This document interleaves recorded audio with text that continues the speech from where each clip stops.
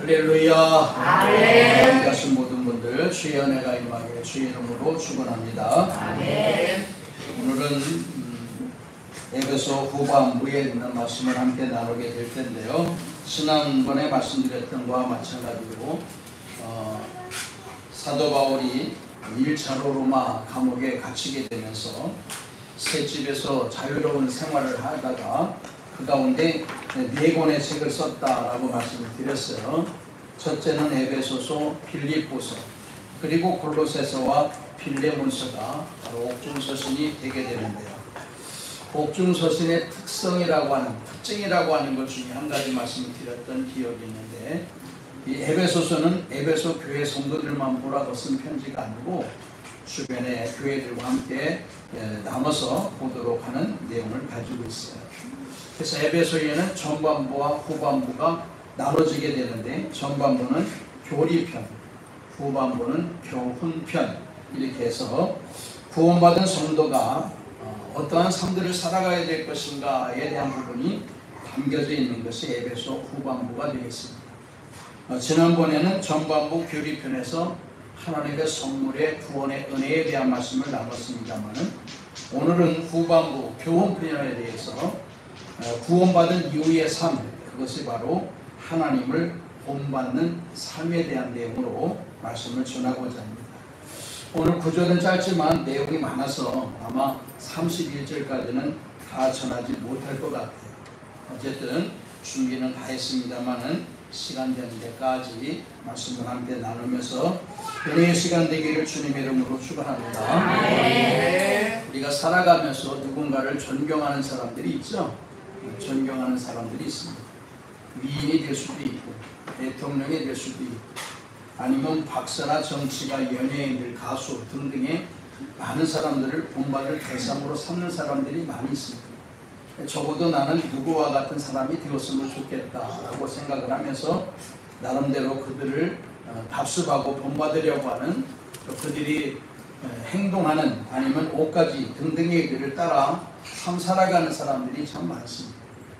그 가운데 이제 과거에 기독교계에 이런 재미난 이야기가 있는데, 재미난 이야기라고 말하지만 실제적인 이야기 중에 한 가지는 우리가 잘 아는 조영계 목사님이 살아생전에 이 오살리 떠나가서는 순복음 쪽에 있는 모든 목사님들의 설교 억양, 이 부분을 거의 조영계 목사님을 답습하고 따라하는 목사님들이 많이 있었어요.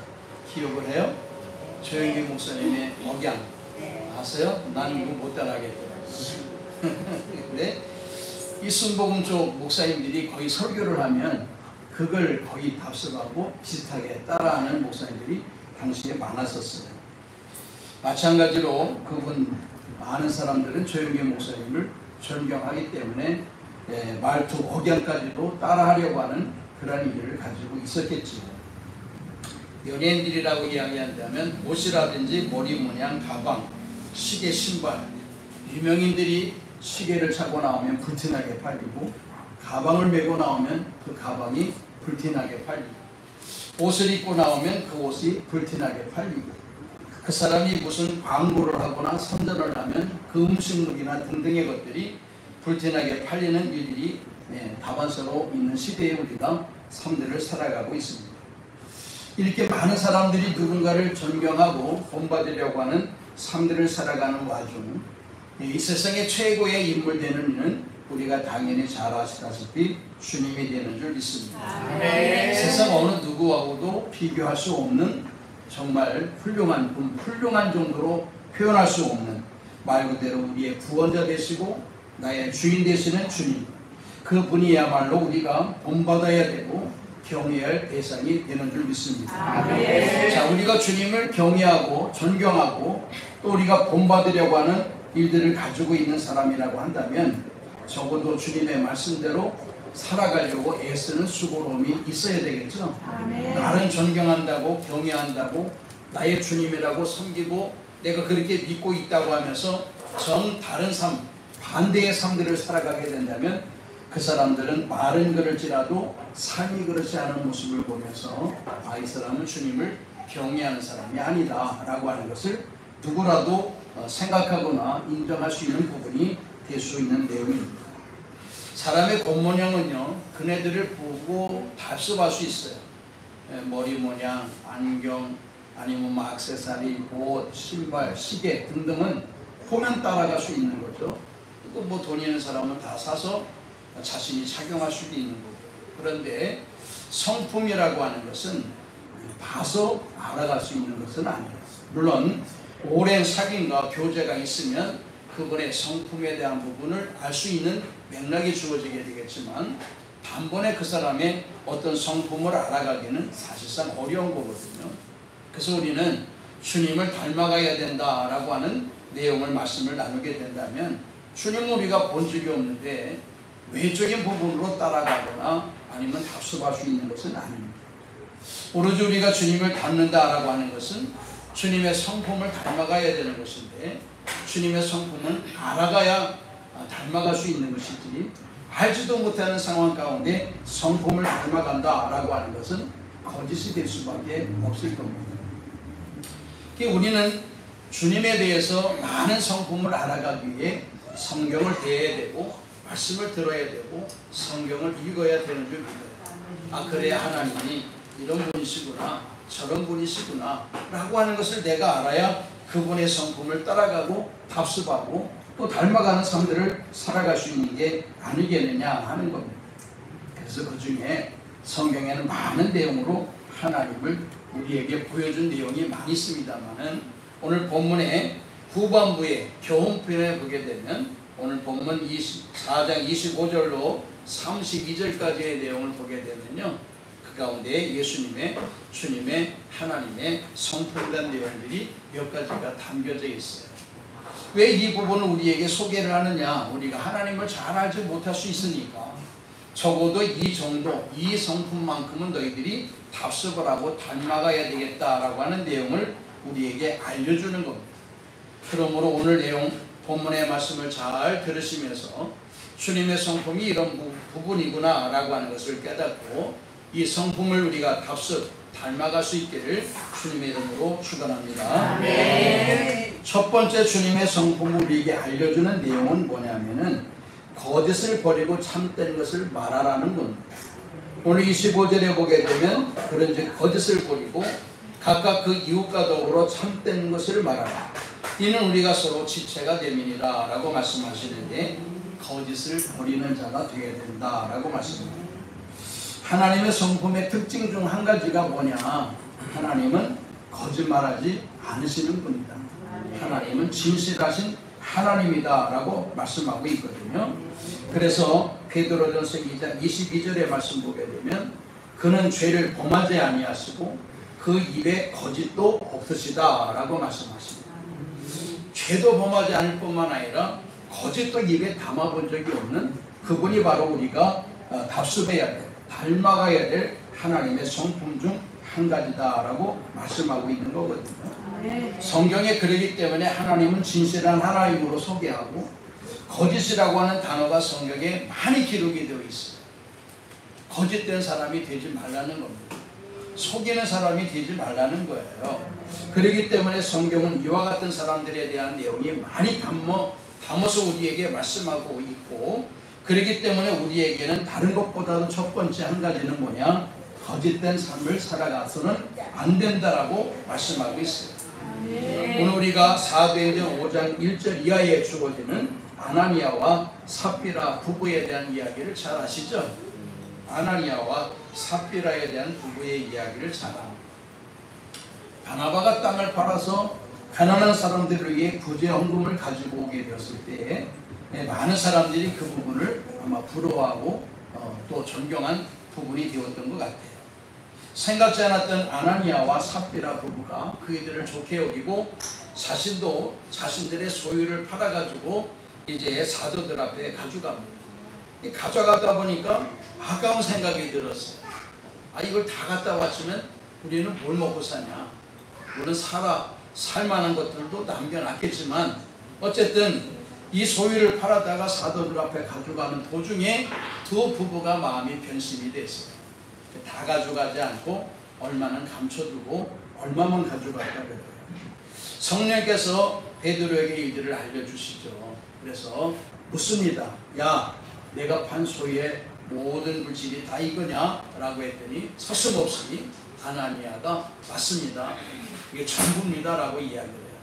그럴 때 사도가 이야기하기를 너는 왜 성령을 속이느냐? 라고 하는 그 말이 떨어지는 즉시 아나니아가 죽음을 당합니다. 거짓말했다가 죽음을 당했어요. 그리고 그를 젊은 청년들이 장사를 지내고 갔다 오죠. 돌아올 쯤 되었을 때 그의 부인이 아무것도 모르고 또 왔습니다. 그 부인에게도 물어봐요. 네가 판 소의 모든 물질이 다 이거냐? 그 사람도 또 똑같이 맞습니다 라고 이야기하다가 너희들이 어떻게 부부가 하나가 되어 성령을 속이느냐 라고 하니 역시 이 부인되는 섭비라도 죽음을 당했다. 이게 두 내외가 다 성령을 속이는 것 때문에 죽음을 당했어요. 속임은 이와 같이 하나님 앞에는 무서운 죄가 될 수 있다라고 하는 겁니다. 이 속임에 대한 부분은 우리가 옛사람이라고 표현되어지는 예수를 믿기 이전의 삶 속에 살아갔던 모든 부분의 이들을 이야기하는 특징 중에 한 가지가 되는데요. 옛사람 특징 중 특별히 예수를 믿기 이전의 특징 중 한 가지는 뭐냐면 거짓을 일삼는 거다 했습니다. 우리도 자라가면서 어릴 때부터 시작해서 거짓말 많이 하죠.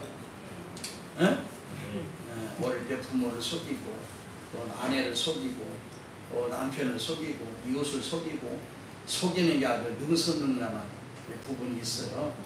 그런 부분이 옛사람으로 표현된, 즉 예수님을 믿기 이전의 삶 속에 살아가는 사람들은 그럴 수 있다라고 하는 부분을 전제하에 예수를 믿고 난 이후의 삶은 그래서는 안 된다라고 하는 내용이 담겨져 있는 겁니다.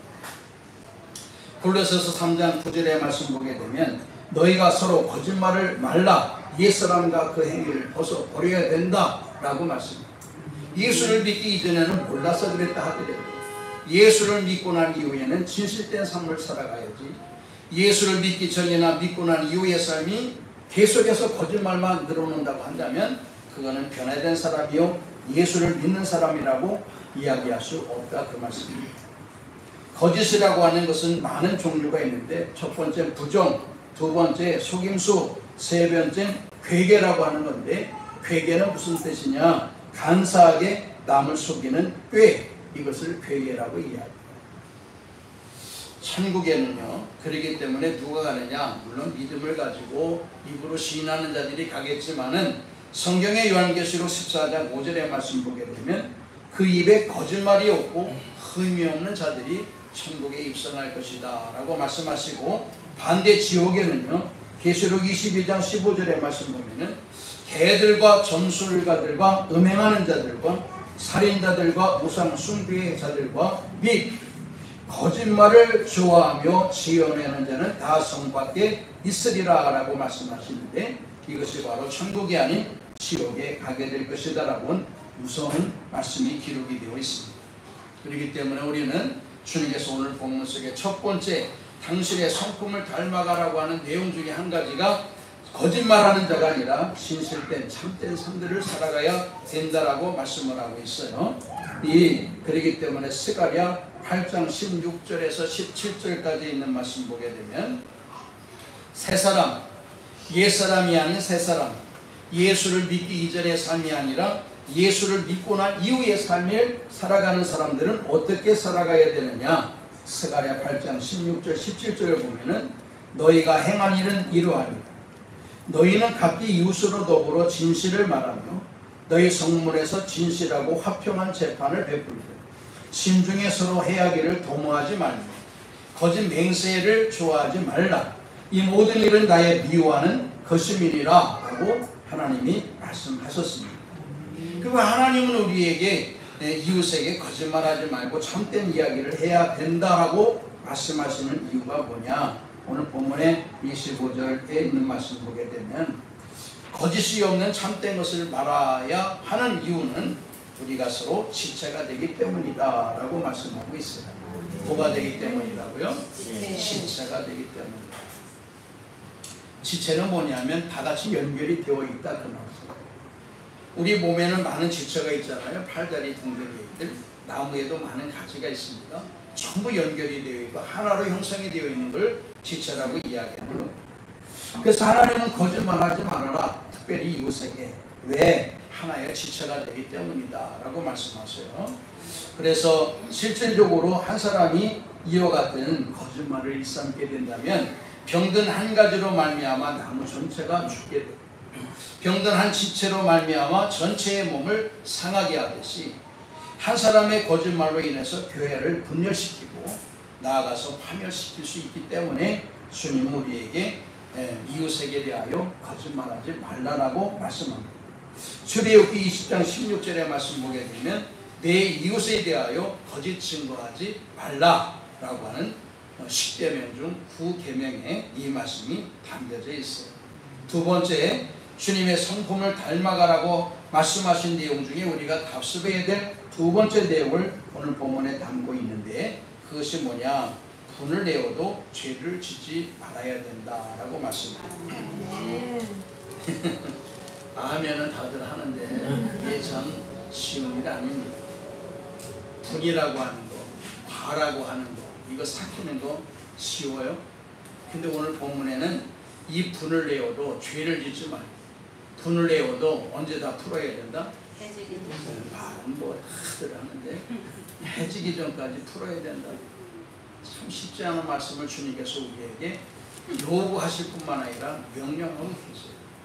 이게 주님의 성품이라는 겁니다.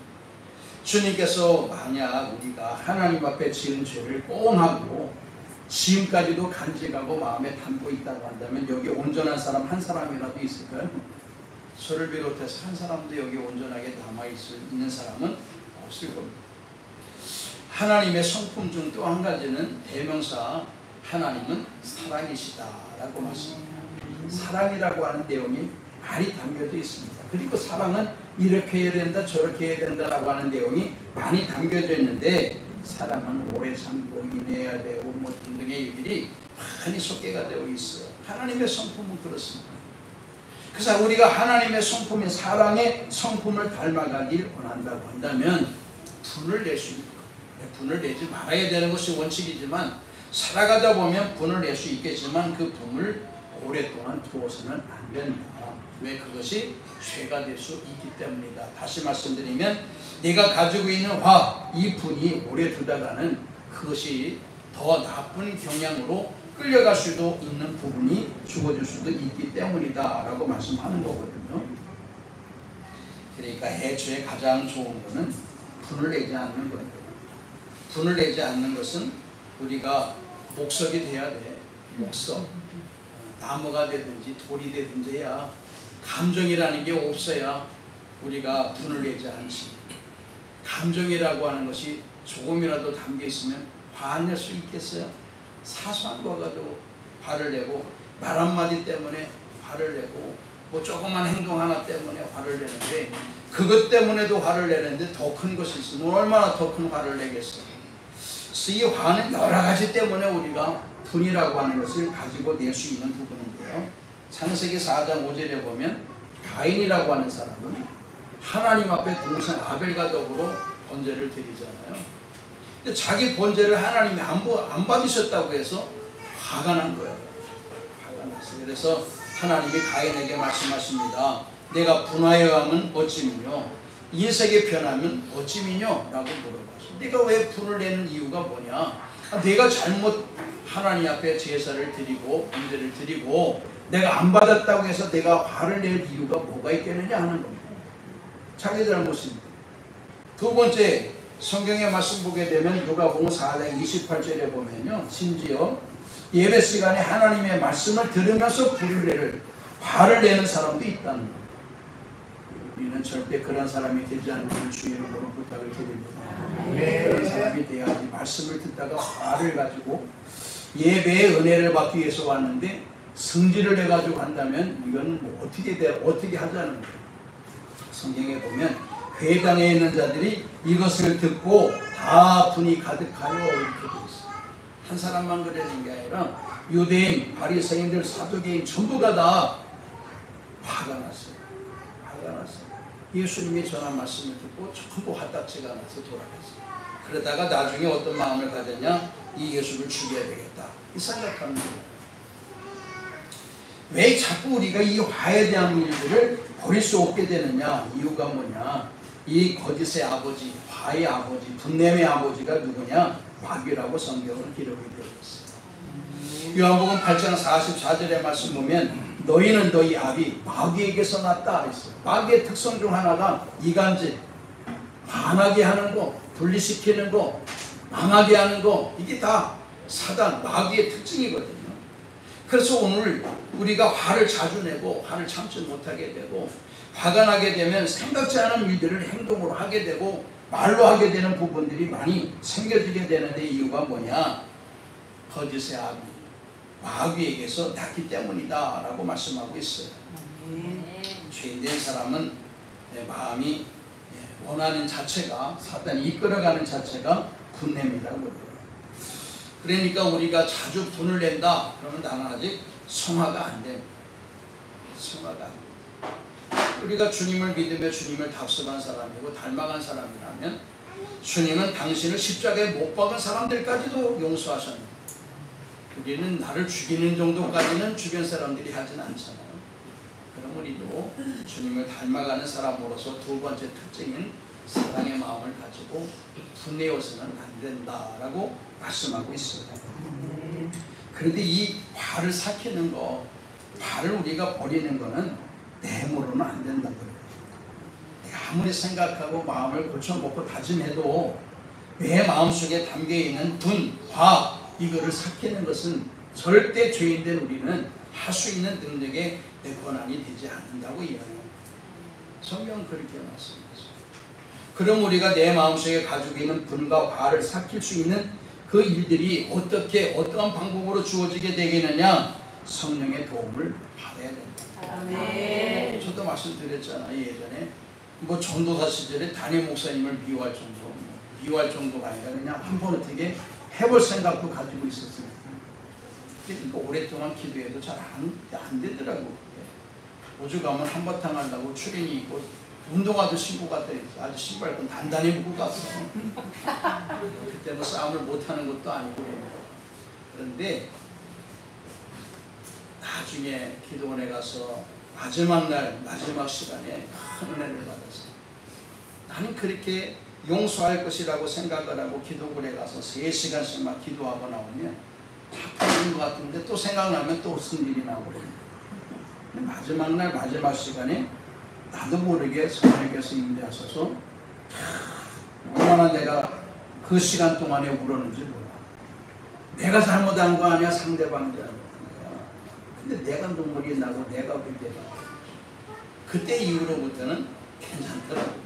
봐도 괜찮고 한 모임에서 같이 식사를 해도 그분하고 한 모임에서 한 식사를 할 것이라고 하는 것은 생각도 못했는데 제가 나중에 총회를 하다 보니까 그런 자석이 해석이 되기도 하더라고요.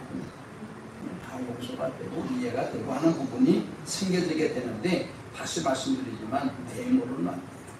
그러니까 항상 우리가 주님의 도움을 받아야 됩니다. 우리가 주기도문에도 말씀하고 있잖아요. 우리가 우리에게 죄 지은 자를 사하여 준 것 같이 내 죄를 사하여 주옵시고라고 하는 말씀이 기록됩니다. 그런데 우리가 주님의 이름으로 누구를 나에게 어떤 행위를 한 사람을 용서합니다. 이거 내가 그냥 쉽게 할 수 있는 게 아니라 주님의 이름으로 해야 되고 주님의 도움을 받아야 되고 십자가에 피 흘리신 주님의 그 피, 보혈의 피, 십자가 예수 이름 바로 성령의 도움을 받아야만 해소시킬 수 있다. 그렇게 말씀하고 있는 겁니다. 여기 우리가 분을 품 때에 해가 지도록 분을 품어서는 안 된다. 사실 분을 금방 삭이면 뭐 괜찮잖아요.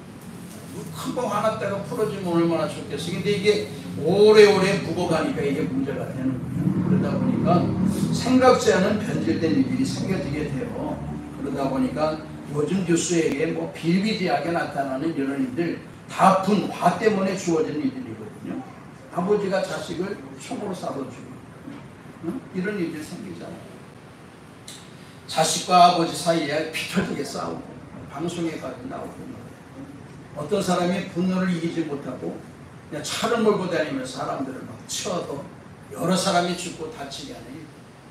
어떤 사람은 자기가 너무 빈궁한 삶들을 살아가고 차에 비관적인 마음을 가지고 있다가 차에 버스에 기름을 붓고 그냥 다 같이 자기 혼자 죽을 게 아니라 같이 죽어야 된다 해서 40몇 명이 죽고 30몇 명이 화상을 입어 병원에 있고, 얼마 전에 또 전철에 기름 부었다가 불낸 사람이 있죠.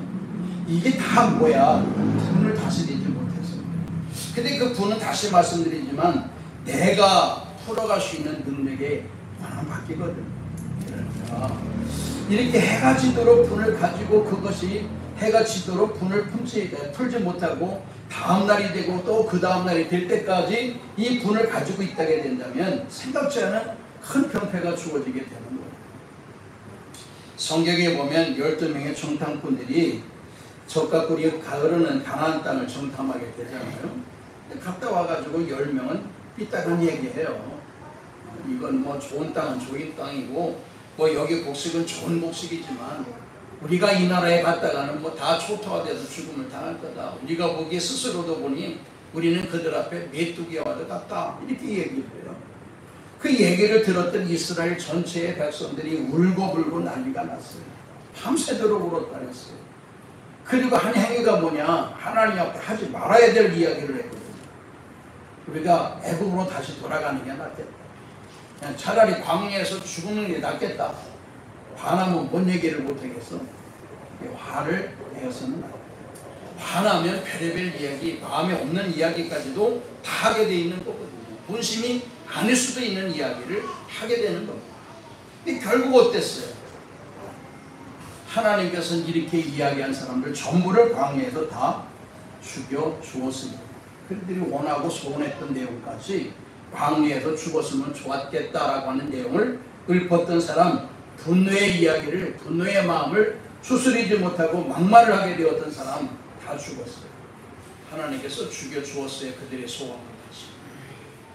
우리가 분을 오래도록 품었으면 안 된다.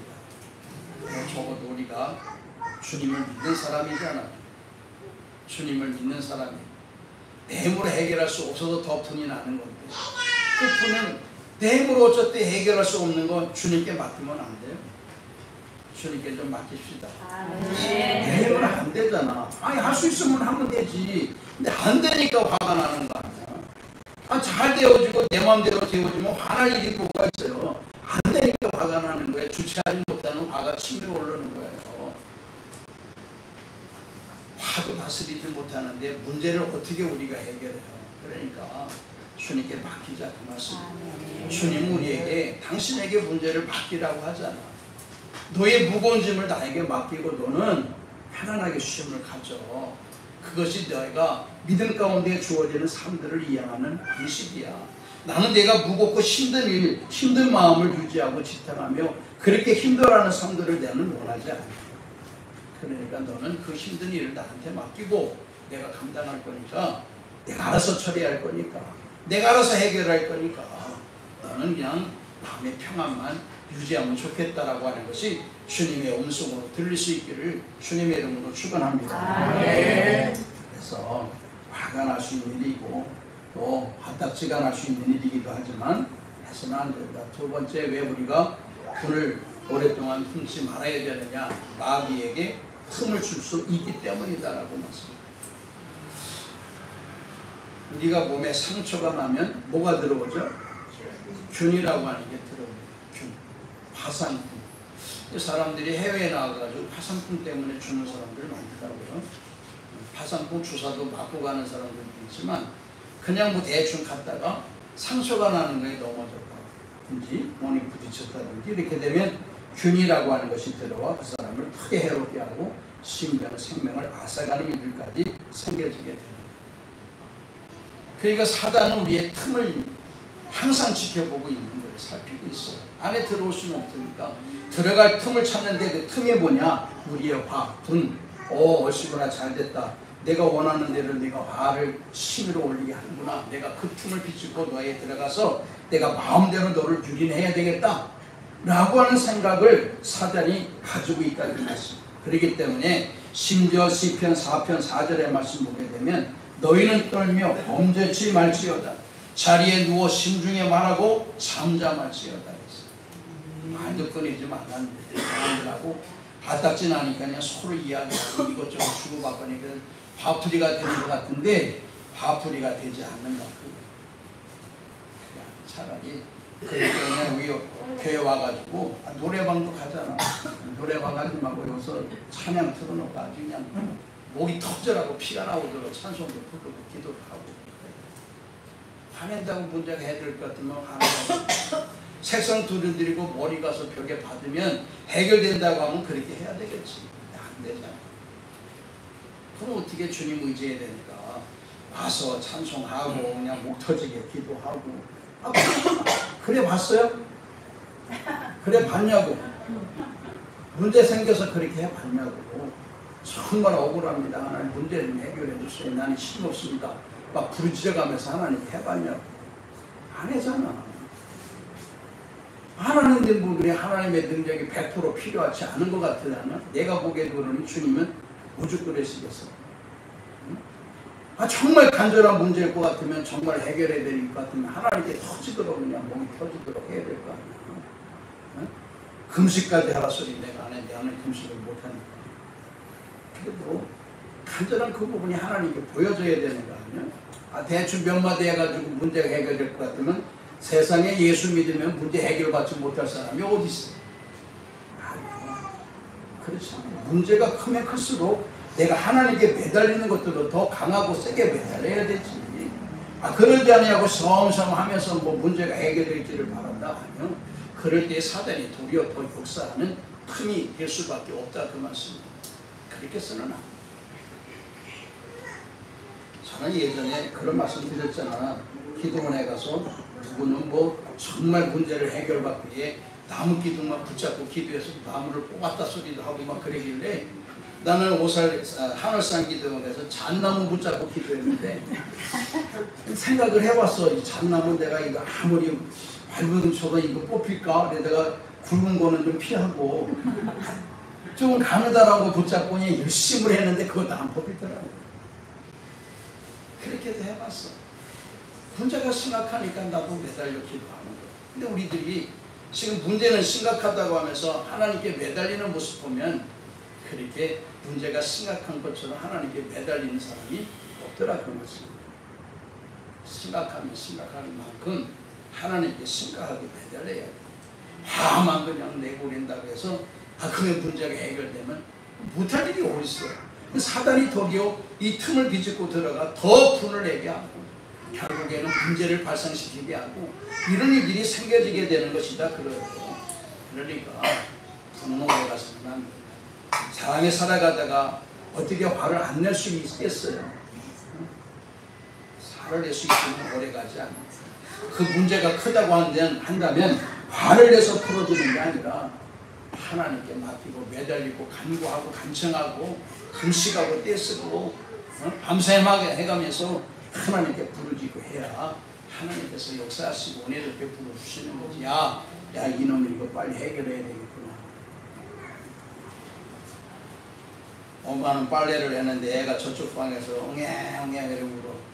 가만히 보니까 이게 뭐 급한 것 같지는 않아. 근데 빨래 더 해줘가요? 아니면 막바로 가서 젖을 먹여요? 좀 터야지. 이거는 뭐 별세 아직은 뭐 급한 게 아니구나. 이렇게 더 하고 빨래도 하고 그래도 얘가 점점 목소리가 커지네. 나중에 막 아주 막 자지러져. 그러면 그때 가요 안 가요? 도중에 빨래 끝나지 않았는데도 불구하고 손수지고 가서 전문이잖아. 또 마찬가지 하나님도 마찬가지고. 그러니까 하나님도 이런 부분에 대한 말씀을 많이 하잖아. 과부와 그리고 재판관 이야기도 많이 나오고 친구가 벗을 밤중에 부르짖어서 떡덩이를 얻어가는 거 성경에 다 말씀하고 있잖아요. 성경에 뭐라 그래요? 부르짖으라 그러면 응답하여 부르짖어야 된다. 근데 어떻게 했냐? 맹수맹수 매달려. 그럴 것 같으면 다 되지까지 나는 뭐 여의도 교회보다도 더 큰 목회를 할 수 있지. 안 된다. 화내서 해결될 일이 되어진다면 화를 내야 되겠지. 화를 내서도 안 되니까 우리가 화는 버려버리고 도리어 능력 있는 주님께 우리가 간구해서 응답받을 수 있기를 주의 이름으로 축원합니다. 시간이 많이 갔지만 한 가지만 더 하도록 할게요. 세 번째는요, 자기 손으로 수고해서 선한 일을 해야 된다. 그렇게 해요. 그 중에 첫 번째가 뭐냐면 도둑질하지 말라는 거예요. 도둑질하지 말아라. 28절에 보면 도둑질하는 자는 다시 도둑질하지 말고 돌이켜 가난한 자에게 구제할 수 있도록 자기 손으로 수고하여 선한 일을 하라. 그렇게 말씀합니다. 도둑질하지 말라. 도둑질이라고 하는 내용이 우리가 쉽게 보면 맨날 습관적으로 직업적으로 남의 거 훔쳐가는 것을 도둑질이라고 이야기하지만 성경에서 이야기하고 말씀하시는 오늘 본문의 도둑질은요, 습관적으로 전문적으로 남의 거 훔쳐가는 사람을 이야기하는 게 아니고 작은 부분까지도 포함되어 있습니다. 오늘 성경의 말씀 보게 되면 아까 9번째 계명 중에 내 이웃에 대하여 거짓 증거하지 말라라고 되어 있지만 오늘 28절의 말씀은 도둑질하지 말라라고 하는 것은 제8계명 속에 포함되어 있는 겁니다. 5계명부터 내 부모를 공경하라, 살인하지 말라, 간음하지 말라, 도둑질하지 말라, 내 이웃에 대하여 거짓 증거하지 말라, 내 이웃의 집을 탐내지 말라라고 하는 내용 속에 8번째 계명 도둑질하지 말라 이렇게 되어 있어요. 도둑질하는 자체의 내용이 뭐냐, 여러 종류가 있습니다만 그 중에 남의 것을 찾고 가는 사람이 되어서는 안 된다 그렇게 말씀합니다. 한 개씩 가져야 되는데 2개 가지거나 한 개씩 먹어야 되는데 2개 먹거나 다 골고루 나눠 가져야 되는데 내가 좀더 더 욕심을 부려서 먹는다거나 가져간다거나 등등의 여러 가지 일들을 다 포함시켜서 하는 말씀입니다. 도둑질이라고 하는 거죠. 전문적으로 도둑질하는 사람도 포함이 되지만 그냥 습관적으로 자신의 이기주의, 이득을 위해서 사소한 도둑질까지도 하는 그 자체를 포함시키는 것이 오늘 본문 속에 주어지는 내용입니다. 이게 한마디로 이기주의를 이야기하는 겁니다. 고린도서 10장 33절의 말씀 보면 나와 같이 모든 일에 모든 사람을 기쁘게 하여 자신의 유익을 구하지 아니하고 많은 사람의 유익을 구하여 그들로 구원을 받게 하라 라고 말씀드립니다. 그러므로 그리스도 안에 있는 새 사람은요, 자신의 이득만을, 유익만을 구하는 삶들을 살아가서는 안 된다라고 말씀합니다.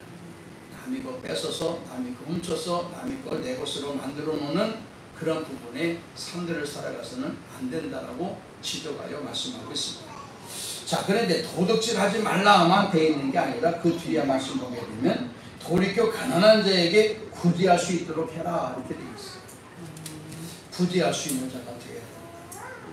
우리가 도둑질하지 말라라고 했으면 그쳐지는 게 아니라 아니야, 도둑질하지 않고 내가 열심히 내 손으로 수고하고 애써서 너의 먹고 살만한 것들을 챙겨놓고 준비할 뿐만 아니라 그 넘치도록 하는 부분의 일들을 통해서 주변의 가난한 사람들을 위해 도움을 줄 수도 있는 사람의 삶들을 살아가야 될 거다라고 말씀하시는 내용입니다.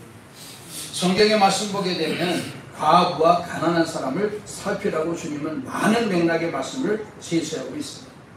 농사 짓는 사람들에게도 혹시 모두를 다 털어가서는 안 된다. 왜? 나그네 된 사람이 지나가다가 곡식 이삭을 주워서 먹을 수도 있도록 해야 되고, 모든 열매를 다 취해서는 안 된다. 왜? 산에 날아다니는 이 짐승 새들도 와서 먹고 살아야 될 거 아니냐 라고 하는, 심지어 나그네 된 사람들, 산에 날아다니는 새들까지도 염려하시는 하나님이신데 그분이잖아요.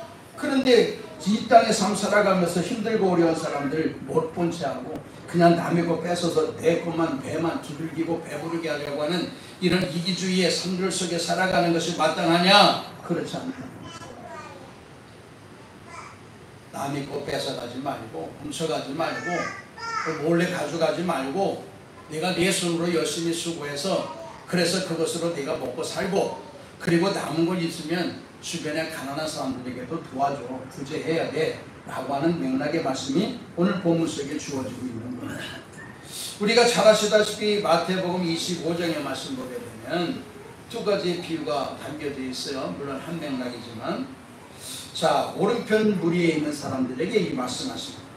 야, 너는 내가 줄일 때, 목마를 때, 나그네 되었을 때, 헐벗었을 때, 병들었을 때 옥에 갇혔을 때에 돌아본 자들이었다. 그러니까 너희들은 창세로부터 예비된 나라를 상속받아라 라고 말씀합니다.